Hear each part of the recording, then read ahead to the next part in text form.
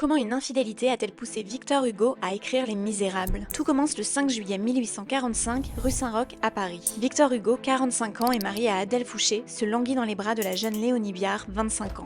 Mais voilà qu'on frappe à la porte. Un commissaire de police parisien, accompagné de l'époux de Léonie, le peintre François-Auguste Biard, surprend les amants en flagrant délit d'adultère. Et à l'époque, on ne badine pas avec l'amour et encore moins avec l'infidélité. Victor Hugo, fraîchement nommé pair de France par le roi Louis-Philippe Ier et membre de l'Académie française, parvient à échapper aux poursuites. Mais face au scandale, il est contraint de s'enfermer à double tour dans son appartement situé place Royale, l'actuelle place des Vosges. Durant cet isolement forcé, l'auteur de Notre-Dame de Paris, Claude Gueux ou encore Le Dernier jour d'un condamné se lance dans l'écriture d'un tout nouveau roman, l'histoire d'un ancien forçat libéré du bagne. L'écrivain y consacre alors tout son temps et dès les prémices de ce roman explore déjà en profondeur la question sociale. Axé autour de Jean Tréjean, le héros qui deviendra plus tard Jean Valjean, cet ouvrage fraîchement commencé par Victor Hugo est à l'époque intitulé Les Misères. Cette période correspond alors à la première phase d'écriture de ce qui deviendra 17 ans plus tard l'une des plus grandes œuvres de sa carrière, Les Misérables.